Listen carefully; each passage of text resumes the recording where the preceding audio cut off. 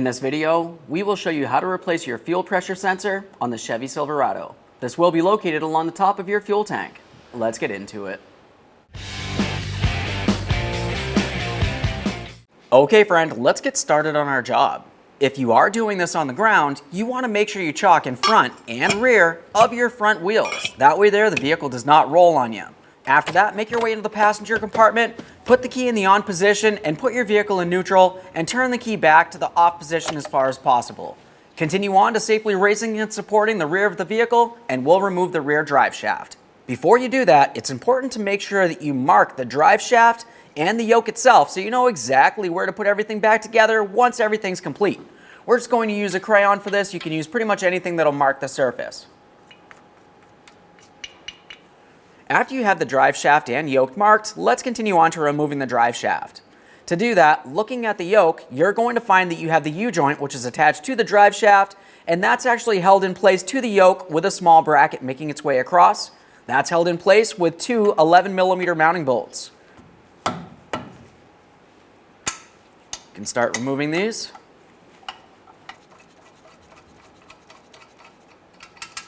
Okay, there's one. Let's get the other one. There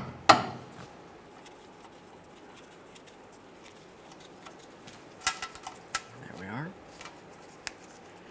Now at this point we can turn the drive shaft as necessary to be able to remove the mounting bolts and the bracket here. You want to make sure you give this a close inspection. If anything looks like it's rotted and weak, you want to replace it. A little bit of rust is okay. Go ahead and clean it up and set it aside. Let's spin this so we can gain access to the next area.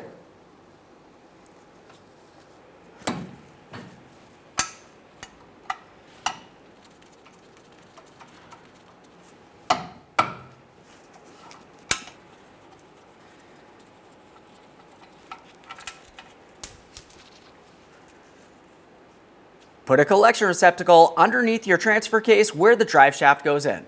We have both those out of there. Continuing on from here, we're going to gently start prying on the drive shaft itself, pulling the drive shaft and the U-joint away from the rear differential yoke. Just use a small pry bar, make your way in here. Be extremely careful. These caps that are part of the U-joint can potentially come off of the U-joint itself, and inside of them they have a whole bunch of roller bearings. You don't want to cause any damage to those. Put a collection receptacle underneath your transfer case where the drive shaft goes in. There we are. We can see this starting to separate.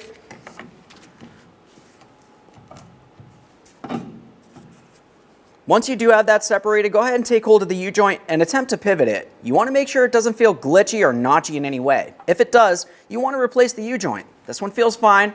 Let's continue on to taking hold of the drive shaft and pulling it out of place.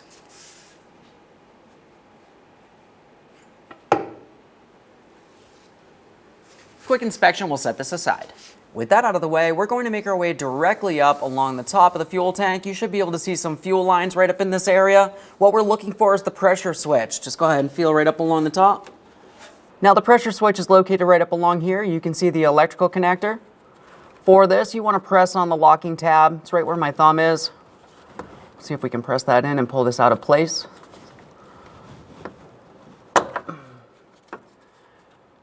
Once you have it disconnected, a quick inspection for corrosion, of course. This one looks fine. Now at this point, we're going to start removing the pressure sensor from the top of the fuel pump sending unit. For this, you can wiggle it around, and it typically does move, but we actually need to lift it straight up and out of here. It has a rubber seal. If you needed to, you could use a small prying device to get underneath this area, such as a flathead screwdriver or even a trim tool, whatever works best for you. Just be careful not to break it off. I'm using my trim tool.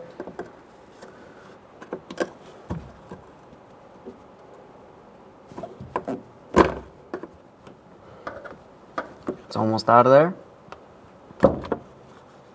All right, there's the pressure sensor. You can tell that it is missing the rubber seal.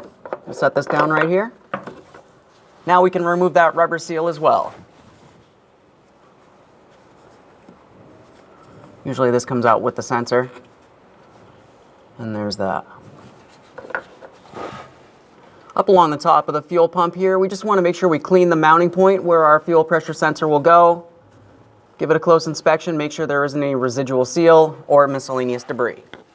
Okay, let's get ready to install our fuel pressure sensor. Put this up on top of the tank here. When installing this, we want to make sure we have it in the proper orientation. We'll align it with its mounting port and slide it down in. Go ahead and give it a little tug straight up and down. It should not slide out. It should be able to wiggle side to side though. Continue on to that electrical connector. For the electrical connector, we'll make sure we have the locking tab facing up. We can align this, press it in, listen for a click. After an audible click, go ahead and give that a little tug, confirming it's properly secured in place. Before we install our drive shaft, let's have a quick look at a couple things. Starting up at the rear of the transfer case, we're looking at that seal. You want to make sure it's soft and pliable and it doesn't look like it's torn, worn, or damaged in any way. This one looks fine, so let's pause here. We'll make our way all the way to the yoke on the rear differential. Now looking at the differential yoke, the areas that we want to pay attention to are the two areas where our drive shaft U-joint caps will sit. You can use a piece of sandpaper or a wire brush. We're just going to clean this out.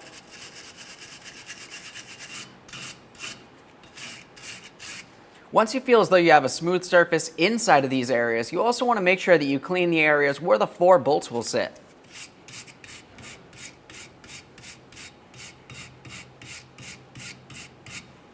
Let's carefully start installing the drive shaft. We're taking the area that goes onto the transfer case first. We'll just try to align this with the splines and start pressing it in. It should slide in fairly easily. Once you feel as though you have that in position, continue on along the rear, sliding the drive shaft into the yoke. Start getting this lined up. We have our markings that come across the drive shaft that we made during the original removal. Just hold that cap, slide it right in. Continuing on from there, we have our U-joint cap brackets and our 2 bolts. I applied some blue thread locker after cleaning up those threads. Just start putting these in position.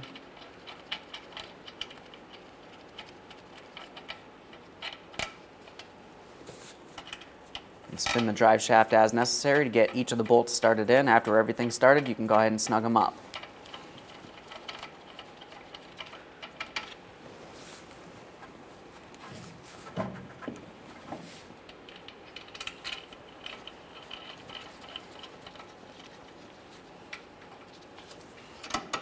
Use our 11mm to snug each of these. The torque for all 4 of these mounting bolts is 18 foot-pounds. Go back and forth here.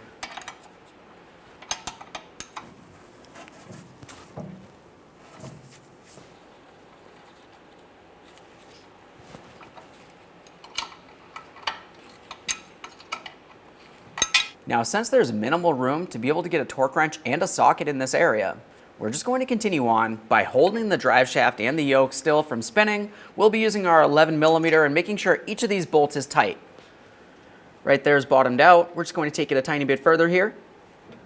You can also tap on this with a rubber mallet if necessary.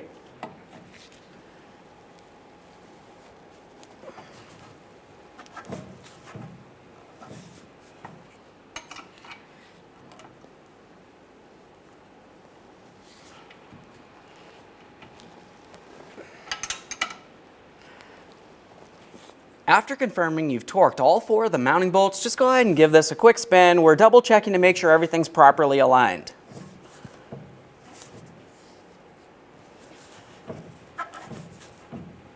Okay, this looks great. Let's make our way out from under the vehicle. Now that we're out from under the vehicle, back inside the passenger compartment, we'll put the vehicle in park, press on the brake, park, remove your key.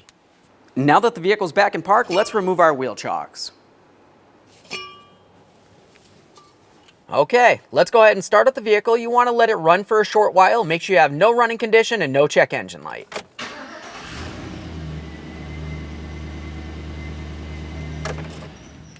Perfect.